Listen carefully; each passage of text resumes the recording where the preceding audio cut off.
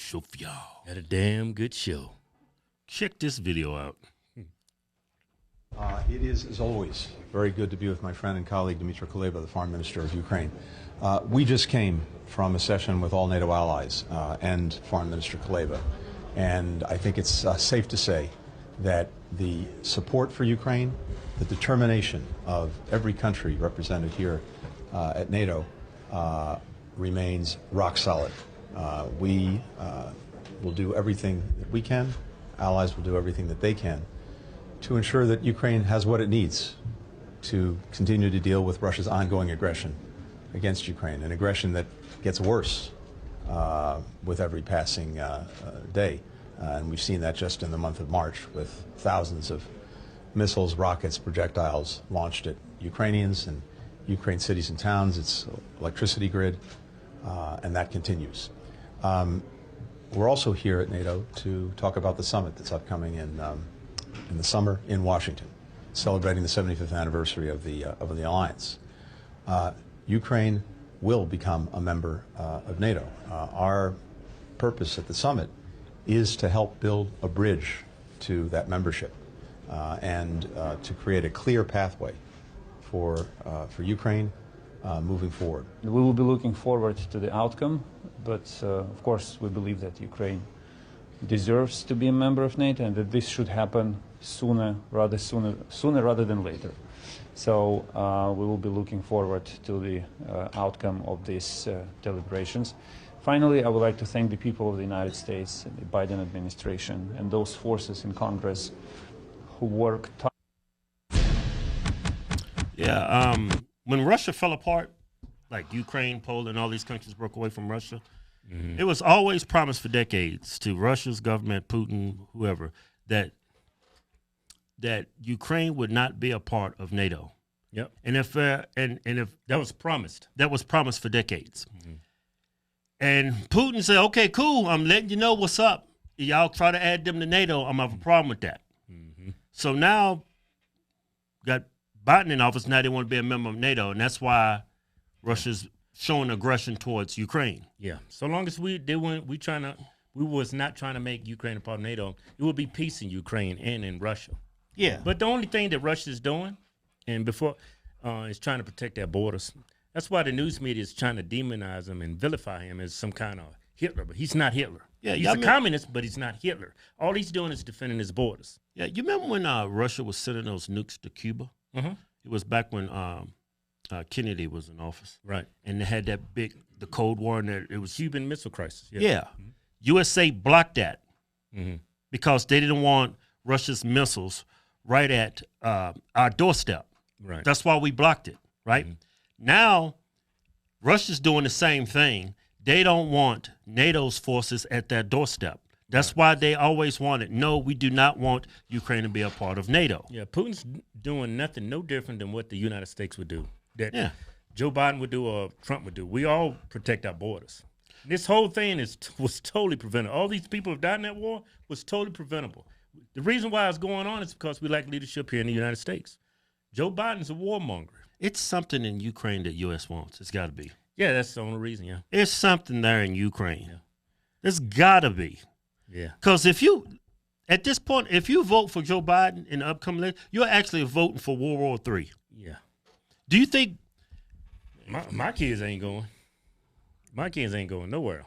And like NATO's like Ukraine. Okay, NATO was established because of Germany, Hitler. Yeah. Right.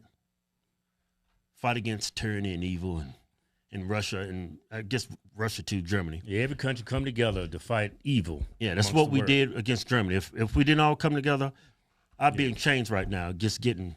Yeah. Just I ain't gonna even go there, but that's why NATO's here, right? But see, at this point, you got China, you got Iran. Even if Ukraine entered NATO, guess who's gonna back up Russia? Them Chinese. Iran, those countries? Yeah. I mean, if you vote for Biden, you're literally voting for World War III. Yeah, our next president could destroy the world if it's not taken. It's got to be something important in Ukraine that the USA want. It's got to be. It's got to be some kind of new science or something. I don't know. I just know my kids ain't going.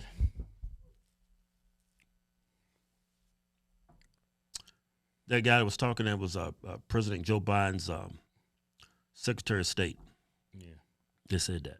Blinken said, he said it word for word, Ukraine is going to become a member of NATO. If that happens, there's no doubt that we're going to be in a war. Yeah. No doubt. Because they're part of NATO. Because when a country in NATO is attacked, all the countries of NATO band together. It's going to attack Russia. But Russia's not going to be alone. I bet you North Korea going to jump in there. China going to jump in there. All the communist countries. All them dumb Negroes in Africa going to jump in there. Hey, black people love Africa. Wait till it's World War III. I guarantee the Africans, they're going to be with Putin. Yeah. I guarantee it. Yeah. Well, they got a coalition. Don't they supposed to be building on Working currency together? Yeah. BRICS currency? Yeah. Yeah. Yeah. Well, if you're a Democrat, you voting for this, say goodbye to your kids. Hey. Because they're going to go fight Joe Biden's war. We have no business in Ukraine. That's why we pull out of Afghanistan. Yeah, this war is not even winnable. We couldn't even whoop Afghanistan. Yeah. This war is not, you can't win this war. And these wars nowadays, it's not like the wars past, like World War II. That war meant something. These wars now, they don't mean anything. Well, those wars were won, but it was still at a great cost. Yeah. The Civil War, World War I, World War II. But those wars meant something. You was fighting for something. Yeah. What are we fighting for in Ukraine? It's something in Ukraine, man. I'm telling you. It's man. Yeah. They got something in Ukraine that's very valuable. Man, that place is a shithole. It's nothing but fraud there. People ain't worth a damn anyway. See all those Negroes they letting in that country? They let Negroes there. Yeah, they let Negroes from Africa. Now that Negroes flee in Ukraine because they don't want to fight that war. They let a bunch of freeloaders come in that country. They don't even want to be Ukrainian. They just got their hands out. Yeah, who cares? But it doesn't mean anything. Well, it does mean something. It means the world's going in. Yeah, man, let's end all this shit. Yeah. Let's end it. Hey, let's just. Trump said he could end this. Trump within 24 hours. You could end this with diplomacy. Ukraine in NATO, Ukraine entering NATO is not going to end this. Yeah, diplomacy. Diplomacy will end this. Yeah, just sitting down at the table. Say, man, let's talk this over. Ukraine is not American. Those people are Russians. Those people are literally Russians. They speak Russian. Yeah, their culture is Russian. They drive back and forth. Their neighbors are Russian. It's like Russia invading Texas, saying they're going to take over Texas. It's the same thing the United States is doing to Ukraine. This is how I can explain this. Let's say Texas broke away from the U.S. They want to be the Texas nation. They want their own country because this place is a shithole. It's turned into a shithole, right? Then Russia reached out to Texas. Hey, y'all broke away from the U.S.? Hey, man, you want to join Russia? They say, you know what? We want to join Russia. Guess what USA going to do? They're going to invade Texas because they want to protect their border. Yeah. They don't want Russia at that doorstep. Yeah. This whole predicament was totally avoidable. Remember they said when Trump was out, he's going to start World War III? Just because he blew up a camel salesman. That, what's his name? Salami? Yes, salami. Salami, right? Yeah, yeah. Something like a Solamami? Solamama. Just call him salami. They blew him up. General Salami because he attacked one of our embassies. Yeah, so Trump wasn't having that. So Trump blew him up. That dude was outside one day just walking. He's like, what's that buzzing noise? Riding camels with a straw in his mouth. This all I hear was boom. Blew that damn camel-loving fool to hell.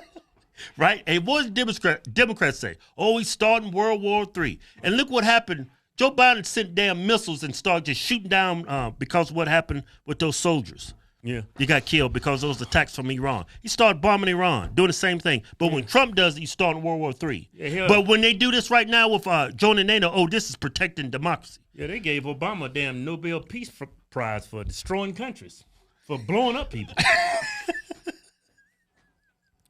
It's like literally half of our country is just morons. They believe anything. It almost it's tribal thinking, man. Yeah, it's almost like groupthink. This is destiny. It's almost like God intended this to happen. You know? Yeah, y'all talking about climate change as an existential threat. What y'all playing with fire. This is an existential threat. Seriously. Yeah. Y'all playing with fire. Y'all called Putin a homicidal maniac. Look what y'all doing. Y'all don't really believe that. Well, he might be, but why y'all poking him then? If y'all think he's crazy, he's suicidal, homicidal, Murderous, a murderous dictator, why y'all keep poking his ass? Show's over. What you doing that for? I was going to say the show was over.